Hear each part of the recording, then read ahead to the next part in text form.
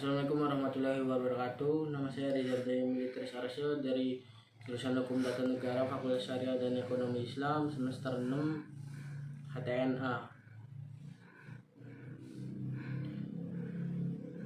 Asas pungutan pajak.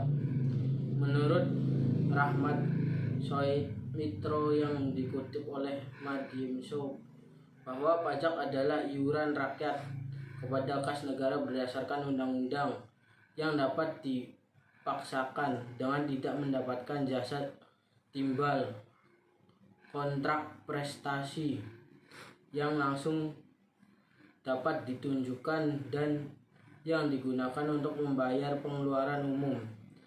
Menurut SI Dejaja Diningrat yang dikutip oleh Siti Resmi, bahwa pajak adalah sebagai suatu kewajiban menyerahkan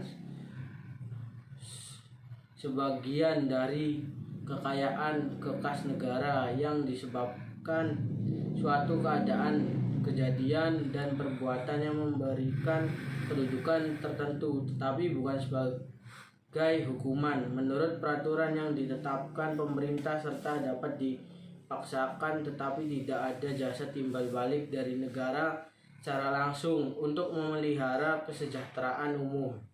Dari beberapa definisi di atas yang telah dikemukakan oleh beberapa ahli, bahwa terdapat ciri-ciri yang melekat pada pengertian pajak, yaitu sebagai berikut. Yang pertama, pajak dipungut berdasarkan atau dengan kekuatan undang-undang serta aturan pelaksanaannya. Yang kedua, dalam pembayaran pajak tidak dapat ditunjukkan antara kontrak prestasi individual oleh pemerintah. Yang ketiga, pajak dipungut oleh negara, baik pemerintah pusat maupun pemerintah daerah.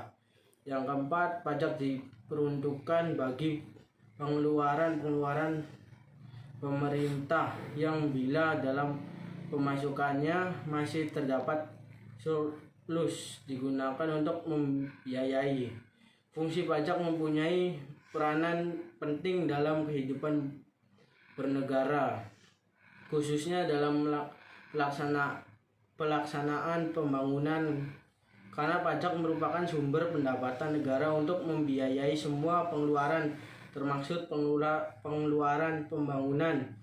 Pajak mempunyai beberapa fungsi, yaitu sebagai berikut. Yang pertama, fungsinya anggaran atau budgetary. Fungsi ini terletak pada sektor publik, yaitu mengumpulkan uang pajak sebanyak-banyaknya sesuai dengan undang-undang yang berlaku untuk membiayai pengeluaran negara. Yang kedua, fungsi mengatur atau regulate. Fungsi mengatur berarti pajak dijadikan alat bagi pemerintah untuk mencapai tujuan tertentu, baik dalam bidang ekonomi, moneter, sosial, kultur, maupun dalam bagian politik. Selain dua fungsi di atas, pajak juga memiliki fungsi lain, yaitu fungsi stabilitas. Dengan adanya pajak, pemerintah memiliki dana untuk melaksanakan kebijakan yang berkaitan dengan stabilitas harga sehingga inflasi dapat dikendalikan. Yang dua, fungsi redistribusi. Pendapatan pajak yang sudah dipungut oleh negara digunakan untuk membiayai kepentingan umum, termasuk untuk membiayai pembangunan, sehingga dapat membuka kesempatan kerja yang pada akhirnya akan meningkatkan pendapat masyarakat. Yang ketiga, fungsi demokrasi. Pajak yang sudah dipungut oleh negara merupakan wujud sistem gotong royong. Fungsi ini dikaitkan dengan tingkat pelayanan pemerintah kepada masyarakat pembayar pajak.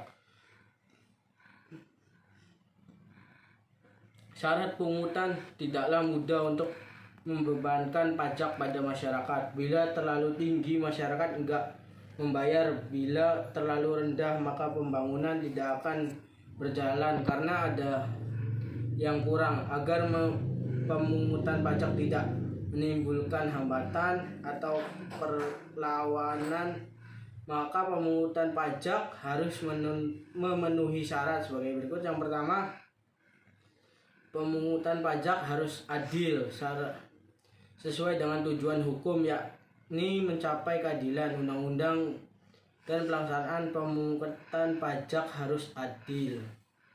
Yang kedua, pemungutan pajak harus berdasarkan undang-undang. Syarat yuridis di Indonesia, pajak diatur dalam Undang-Undang 1945 pasal 23 ayat 2. Hal ini memberikan jaminan hukum untuk menyatakan keadilan baik bagi negara maupun warganya. Yang ketiga, tidak mengganggu perekonomian.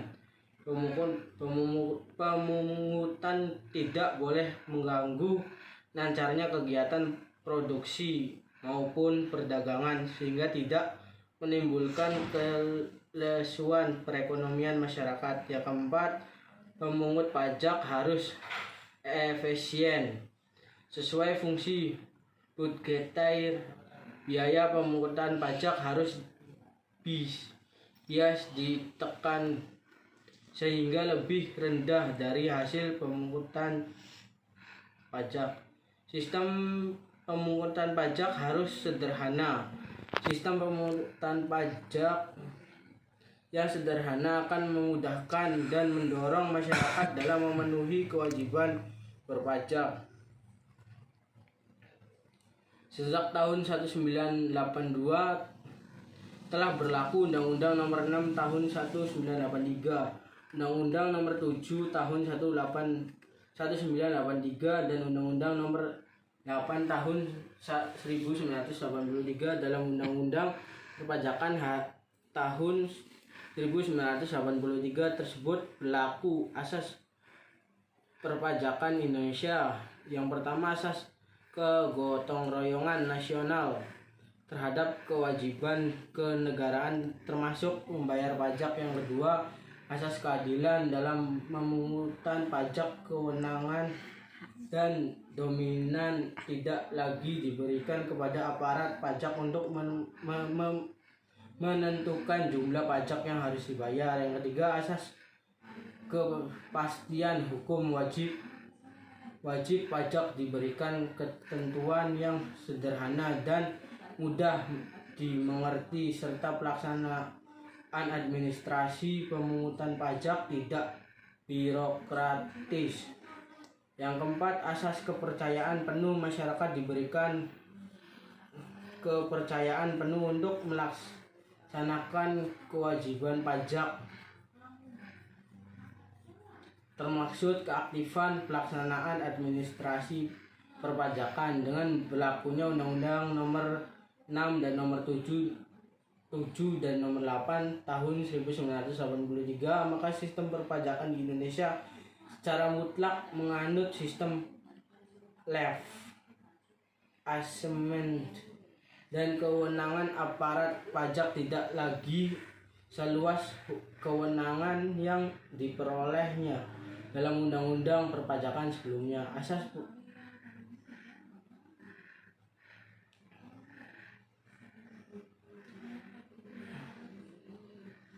sistem pemungutan pajak. Dalam sistem perpajakan, suatu sistem biasanya dikenakan beberapa sistem pemungutan pajak. Yang pertama, official assignment system. Sifat pemungutan yang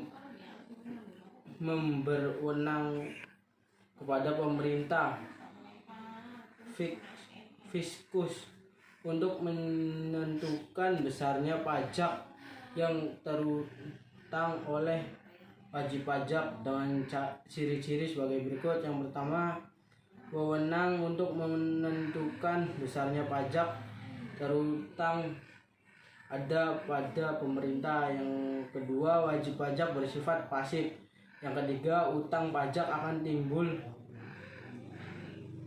setelah dikeluarkan surat ketetapan pajak oleh pemerintah. Self assessment system. Sistem pemungutan pajak yang memberikan wewenang kepada wajib pajak untuk menentukan sendiri besarnya pajak yang terutang dengan ciri-ciri sebagai berikut. Yang pertama, wewenang untuk menentukan besarnya pajak terutang ada pada wajib pajak sendiri. Yang kedua, wajib pajak aktif mulai dari menghitung, menyetor, dan melaporkan sendiri pajak yang terutang. Yang ketiga, pemerintah tidak ikut campur dan hanya mengawasi. Yang ketiga ini sistem withholding, sistem pemungutan pajak yang memberikan wewenang kepada pihak ketiga, bukan pemerintah dan bukan wajib pajak yang bersangkutan untuk menentukan besarnya pajak yang terutang oleh wajib pajak. Dengan ciri-ciri sebagai berikut, wewenang menentukan besarnya pajak yang terutang ada pada pihak ketiga selain fiskus dan wajib pajak. Terima kasih paparan makalah dari saya. Kurang lebihnya mohon maaf. Wabillahi taufiq wal hidayah. Wassalamualaikum warahmatullahi wabarakatuh.